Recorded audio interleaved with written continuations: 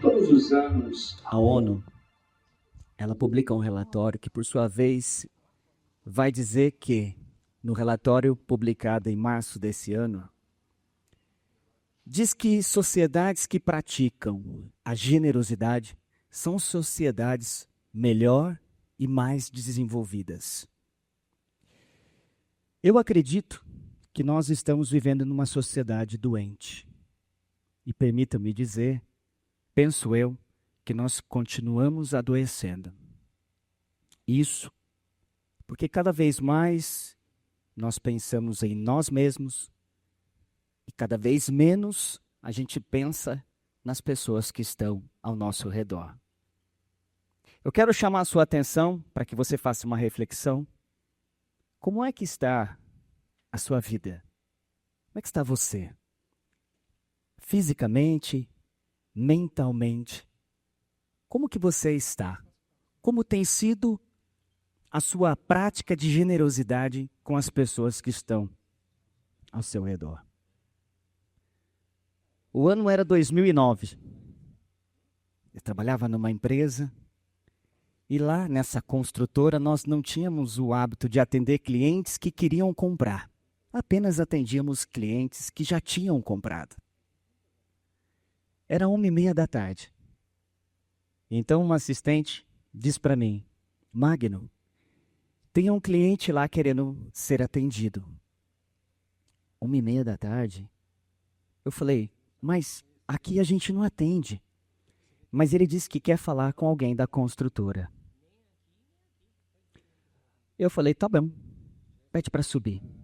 Quando chega na minha sala, um homem cansado, de aparentemente 35, 40 anos, com uma aparência cansada, diz que estava ali porque acabava de chegar de uma imobiliária que tinha vendido uma casa e que queria comprar uma casa da construtora. Eu então perguntei para ele quanto ele tinha, ele disse: eu tenho 40 mil reais. Na oportunidade, o imóvel lá na construtora custava 44.500. E ele me disse: Magno, de onde eu vim disseram que se eu der os 40 mil, eu consigo financiar o restante. Por um momento, eu disse: conte-me como você chegou até aqui. Ele começa a contar a sua história. E no meio da história ele diz o seguinte: a minha esposa, ela tem vontade de comprar uma Kombi para poder fazer transporte escolar. E eu tenho vontade de fazer um curso, porque eu sou auxiliar de prótese dentária, porém eu não tenho um curso. E se eu fizesse o curso, eu ia ganhar mais do que os 900 reais que eu ganho hoje. Conversa vem, conversa vai. Eu disse para ele: você não precisa me dar os 40 mil reais. Você vai me dar 10. O restante você vai financiar porque a sua renda comporta. O restante do dinheiro que você tem, você vai comprar a Kombi para sua esposa, para que ela possa fazer o transporte escolar e ajudar na renda da família. Você vai estudar, você vai guardar o dinheiro para documentação e você vai guardar uma reserva financeira para qualquer eventualidade. Até aí tudo bem, ele comprou. Passado menos de 30 dias, o ano era 2009, o governo federal à época lança o programa Minha Casa Minha Vida. E aquele homem que ia pagar uma prestação de 300 reais, passou a pagar 167 reais porque ele acabava de ganhar um subsídio de 17 mil reais. A prestação dele era 300, passou a 167. A documentação que ele teria que pagar no cartório não precisava mais, porque naquela oportunidade o programa dava isenção para quem ganhava até 3 salários mínimos. Aquele homem ficou muito feliz e realizado. Mas o que isso tem a ver comigo?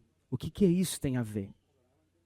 Eu poderia muito bem ter rejeitado no momento em que aquele homem foi me procurar, pura e simplesmente ter dito: aqui nós não atendemos. Eu poderia ter direcionado ele para uma imobiliária ou para alguém atender?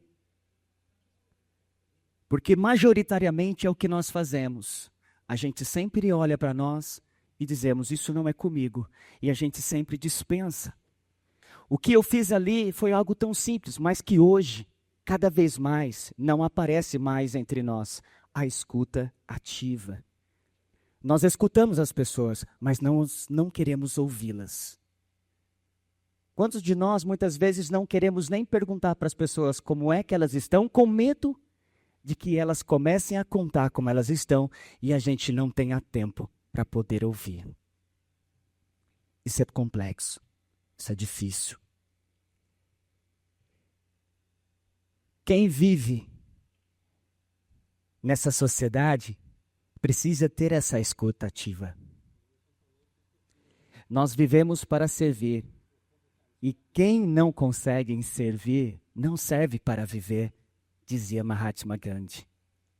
Nós vivemos numa sociedade em que nós somos constantemente pressionados pelos resultados, pelos números, pela performance.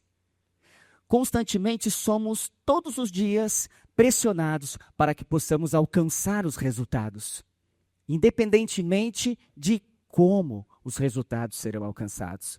Porque os indicadores, às vezes, são mais importantes do que as pessoas. Muitos perguntam o que tem que fazer, como tem que fazer, mas poucos se preocupam quem está fazendo. Na Universidade de Ohio, nos Estados Unidos, foi feita uma pesquisa.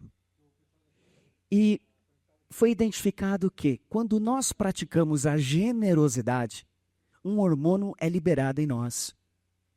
Oxitocina, bem na região central do cérebro. Numa parte do hipotálamo. Calma. Vocês não vão precisar aprender sobre essa neurociência. O que eu quero só falar para você é que esse hormônio é conhecido como o hormônio do amor.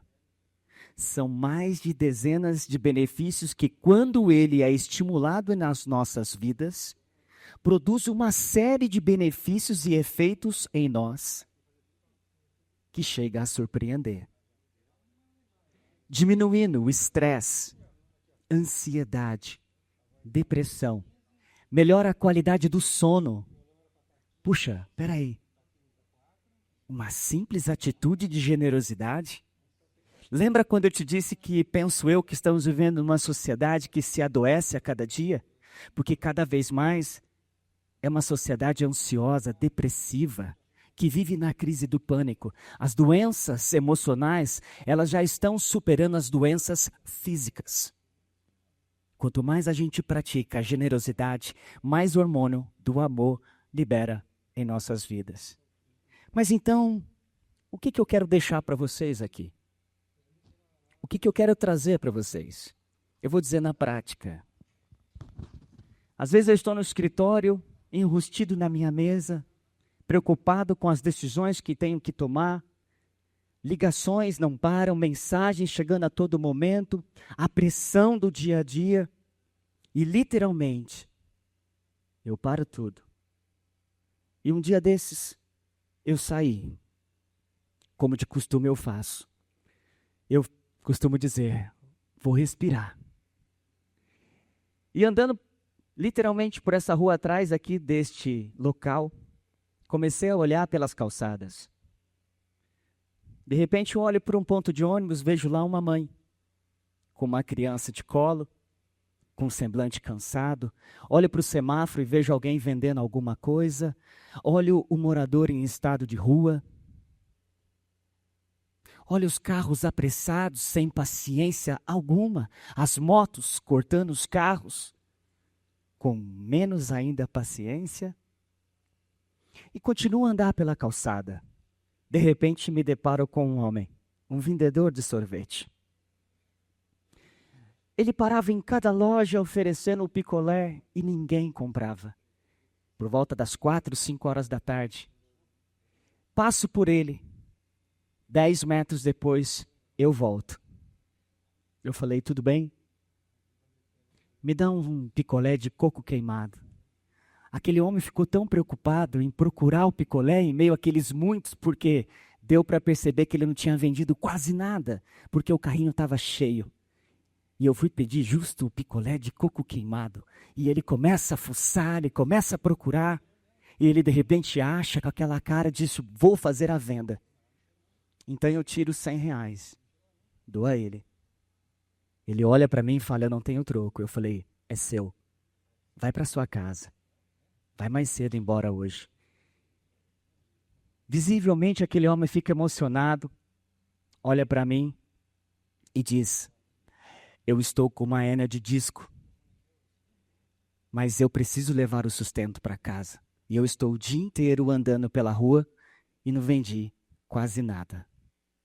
O que uma mão faz, a outra não precisa saber. Ninguém sabia dessa história, vocês estão sabendo. Porque generosidade a gente não precisa dizer que estamos fazendo. Porque o bem que ela faz, além das pessoas, é a nós mesmos. Talvez eu tenha pensado, eu ajudei aquele homem. Não, ele me ajudou. Ele que de fato me ajudou naquela oportunidade. Então, o desafio que eu trago para vocês é justamente isso. Olha ao seu redor. Olha para o seu propósito. Eu trabalho com o mercado da construção civil. E um dia eu saía de casa para trabalhar. Minha filha Maria, de 3 anos, me pergunta, pai, por que é que você vai trabalhar? De forma comum, é prático a gente dizer o seguinte, papai vai trabalhar para comprar doce, para comprar bolacha, para comprar brinquedo. Eu disse, filha, o pai vai trabalhar porque o pai ajuda as pessoas a ter casa. E foi embora. Dias depois, ela passou em frente ao escritório com a minha irmã. E ela falou, tia, meu pai trabalha aqui. Ah, é? O que seu pai faz? Ele ajuda as pessoas a ter casa. A generosidade precisa estar dentro de nós. Se você fizer isso, você vai fazer bem para você. Você vai fazer muito bem para as pessoas que estão ao seu redor. Pratique isso e produza cada vez mais esse hormônio do amor. Muito obrigado.